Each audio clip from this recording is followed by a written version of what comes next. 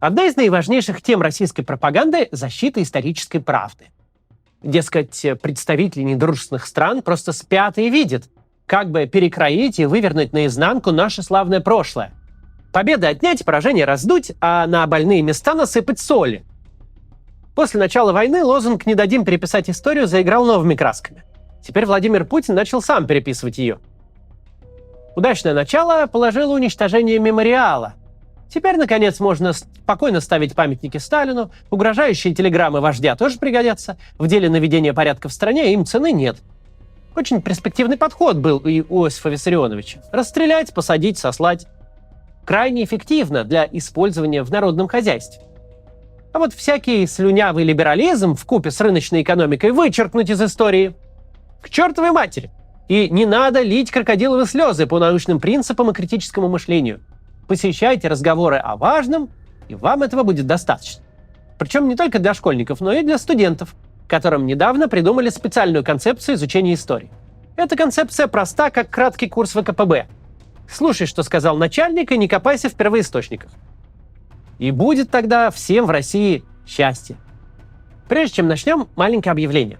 Я на днях опять буду в Берлине, поэтому традиционный аукцион, помогающий нам финансировать редакцию. Вы можете задонатить денег любым способом и написать нашему менеджеру в Telegram по ссылке в описании. И с тем из вас, кто пришлет самый крупный донат, мы встретимся в Берлине, поужинаем, и я подарю подписанную книгу. Остальные, у кого пожертвование выше $300, получат просто книгу по почте. Детали по ссылке в описании. Ну, давайте начинать.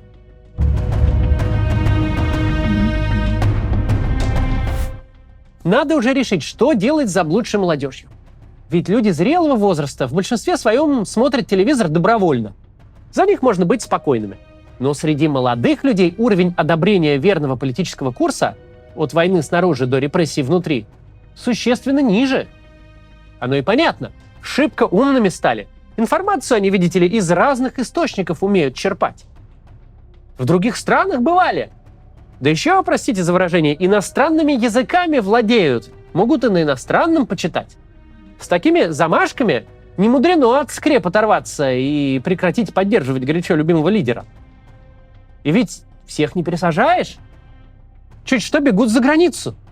Никакого патриотизма. В общем, ничего хорошего от них ждать не приходится. Потерянное поколение. Тем не менее, какие-то попытки работать с молодыми людьми все-таки предпринимаются. С сентября в школьном расписании появились разговоры о важном. Точнее, разговоры с телевизором. Раз в неделю включил преподаватель зомбоящик, и говорящие головы сами расскажут все важное, что требуется. Хочешь, не хочешь, а слушать придется. А на подходе уже движение первых, новая пионерия. Плюс специальные советники по воспитательной работе. Ну а для вузов в этом году подготовлена идеологически верная концепция исторического образования. Объемный документ в 100 с лишним страниц, который разъясняет, чему и как следует учить студентов неисторических специальностей. Все по полочкам разложено. Никакой вредной самодеятельности. Читай, запоминай и используй на практике. Пустить ее в дело планируется со следующего сентября. В первую очередь в юные головы надо заложить исторические подпорки для устойчивости вертикали власти. Там так и написать. Уделить особое внимание историческому опыту строительства российской государственности на всех его этапах. Пониманию того, что на всем протяжении российской истории сильная центральная власть имела важнейшее значение для сохранения национальной государственности. Далее в концепции предлагается избегать негативного уклона и очернительства, оставаясь на позициях объективности и историзма, отмечать по преимуществу созидательный характер деятельности российского государства. О, как! Оставаясь на позициях объективности и тут же избегать негативного и отмечать созидательный характер. Про созидательный Беломор-канал расскажем, а про труд заключенных, избегая негативного уклона, умолчим. После общих установок в документе приводится список тем, которые студенты должны освоить за 144 учебных часа. Причем 80% материала предполагается изучать на лекциях и семинарских занятиях. От каменного века и до наших дней. В числе последних тем – начало специальной военной операции на Украине. Интересное уточнение – начало. Далее. Санкционное давление стран Запада на Россию и попытки ее изоляции от остального мира. Цели специальной военной операции, вхождение в состав России, Донецкой Народной Республики, Луганской Народной Республики, Запорожской области, Херсонской области. Доживет ли Россия до осени в том же составе, вопрос открытый. Ну, это ладно.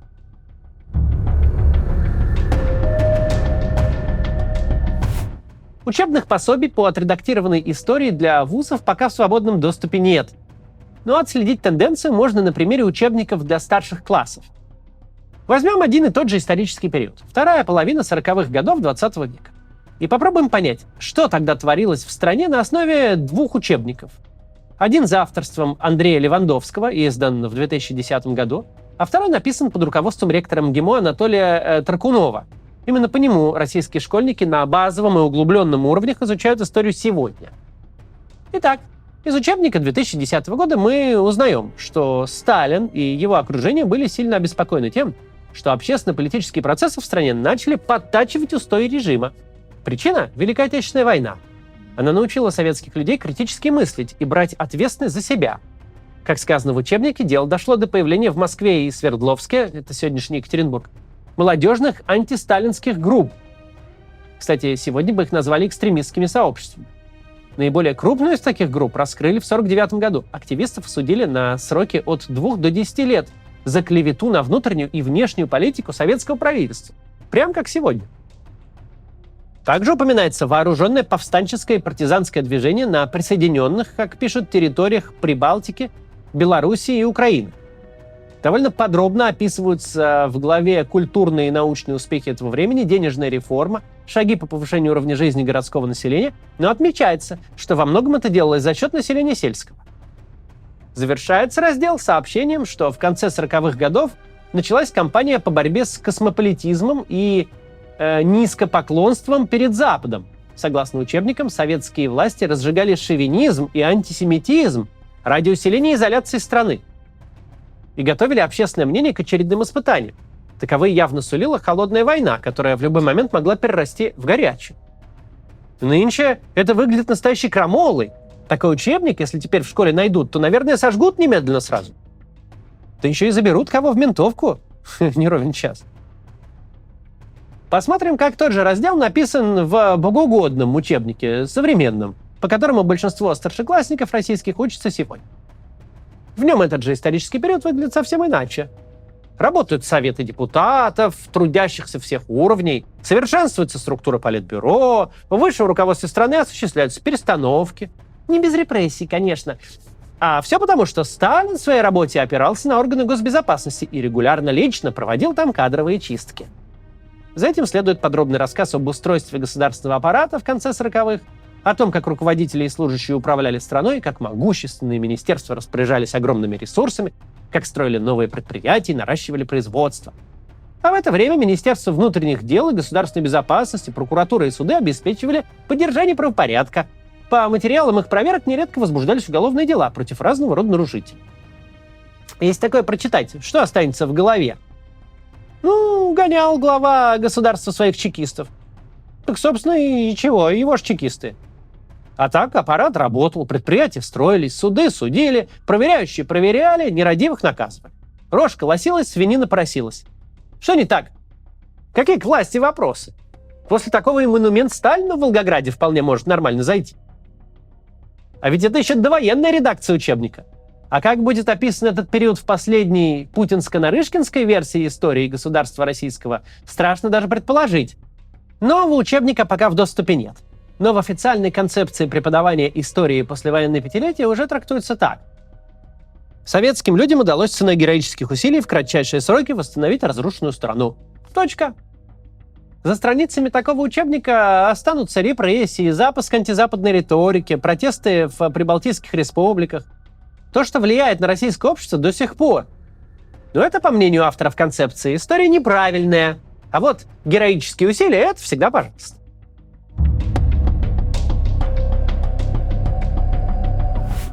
Уникальна ли наша ситуация с подтасовыванием исторических знаний в пользу действующего режима? Конечно, нет. В средние века в летопись всегда оставались только версии победителей. Да и в наше время для авторитарных режимов переписывать историю под свои цели и задачи – стандартная практика. В китайском учебнике истории вы ни слова не прочтете о кровавом подавлении студенческих волнений на площади Тяньаньмэнь. А ведь это было в 1989 году на памяти многих современных жителей Китая. В знаменитой культурной революции, когда под маховик репрессий попали интеллигенция, духовенство, общественные организации, в учебниках, если упоминается, то едва и вскользь. Примерно как у нас о регулярных кадровых чистках в сталинских структурах госбезопасности. Такое вот выборочное освоение фактов из прошлого своей страны не просто издевательство над исторической наукой. Она не орудие патриотического воспитания в нужном ключе. Хуже другое. Нельзя из цельной картины прошлого нахватать кусочков, которые тебе подходят, и собрать из них коллаж на собственный вкус. И объявить это исторической правдой. История с замолченными деталями подобна табурету без одной ножки. Она может выглядеть красиво и даже ровно стоять, если подпереть его как-то аккуратно. Но попробуй использовать его по назначению, и все развалится, а ты свалишься на пол. Опыт тех, кто был до тебя, это фундамент, на котором стоит мировоззрение любого человека. Убери из этой истории несколько важных деталей, получится кривая картина мира. Нашим школьникам расскажут вдохновляющую правду о победе в Великой Отечественной войне, о воине-герое, вставшем на борьбу со злом. И, в общем-то, будут правы. Но будут нещадно эксплуатировать этот образ в своих целях, в войне сегодняшней. И тут уже совсем не правы будут. А главное, умолчат о другом. Например, о том, что ожидало в Советском Союзе вернувшихся из плена военных или жителей оккупированных территорий, угнанных на работу в Германию. Как их обвиняли в предательстве и сажали в лагеря. Как искалеченных солдат выселяли подальше от парадных улиц столицы. Люди, которые знают только парадную, героическую историю войны, имеют искаженную картину мира и могут принимать ошибочные решения уже сегодня. Сейчас у нас у всех есть перед глазами пример одного человека. Он принимает не просто ошибочные, а катастрофические решения, исходя из ложной картины мира, той, которую ему предоставили в отчетах, или в которую он сам с удовольствием поверил, читая ложную информацию или выбирая из правдивой то, что ему нравится. И мы видим, как дорого иногда обходится миру неполнота информации. Но мы можем не следовать по этому пути. Можем искать информацию сами, можем делиться историческими знаниями с другими людьми, можем говорить об этом с детьми, чтобы их картина мира не была ущербной. Это намного важнее, чем кажется. Знание истории, понимание того, что происходило в нашем прошлом, сильно поможет нам в будущем. Поэтому давайте будем стараться добросовестно к ней относиться. До завтра.